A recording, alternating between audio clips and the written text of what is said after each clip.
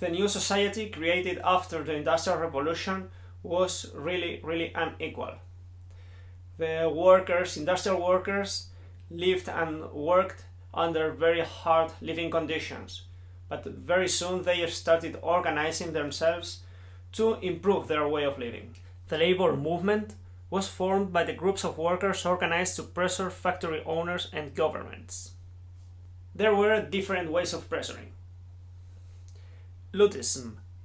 It was a movement based on the destruction of factory machines. According to Luddites, the workers lost their jobs due to new technologies that replaced the skilled workers. From this point of view, of course, the elimination of machines will solve the problem, because owners of factories will need to hire again workers to work if they have no more machines. Chartism. This movement was a pacifist one and with political goals. It was called Chartism because the movement presented a People's Charter to the British Parliament demanding labour rights and universal suffrage. At that time, workers couldn't vote. So the goal of having the right to vote, the universal suffrage, was an important one because it's the first step to gain more and more power, representation in the Parliament, and later power to decide and get better living conditions and better working conditions. Trade unions. During the 19th century, people did not receive any help from the state in case of sickness, accident, death, or just the end of their working life at an elder age. So, workers formed mutual aid societies to help members in case of illnesses or unemployment. It was difficult at the beginning because the right of association wasn't allowed until 1824. Since 1824, workers replaced their mutual aid societies for trade unions. These trade unions were associations of workers demanding better working conditions, higher salaries, shorter work days, end to child labor, shorter female work days, etc. The way they put pressure on owners of the companies were the strike.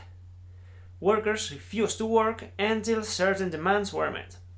Philosophers considered this new society and this new economy the same way the Enlightenment thinkers criticized the old regime. The German philosophers Karl Marx and Friedrich Engels published an important essay in 1848, The Communist Manifesto.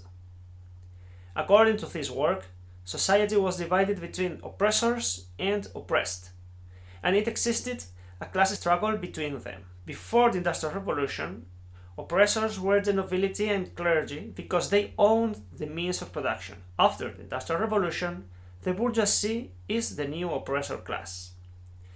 Peasants were the oppressed during the old regime, and industrial workers during and after the Industrial Revolution. Marx and Engels solved the problem of this unfair society by one way. That's the revolution. According to Marxism, after the revolution there would be a stage of proletarian dictatorship, just to eliminate the enemies of the workers. Once the revolution was secured, the new society will be created without classes, social classes, and without private property. At that point, the state would disappear because, of course, it won't be necessary. Political parties with social goals were created since 1875. They were the socialist parties. Pierre-Joseph Proudhon and Mikhail Bakunin founded a new ideology, anarchism. The anarchism believed in workers' self-organization and opposed any form of state. They believed in collective use of property, rejection of political parties and elections.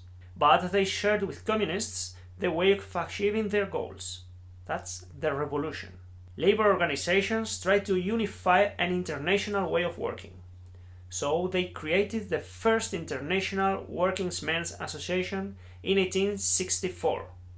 But it failed due to disagreements between anarchists and socialists.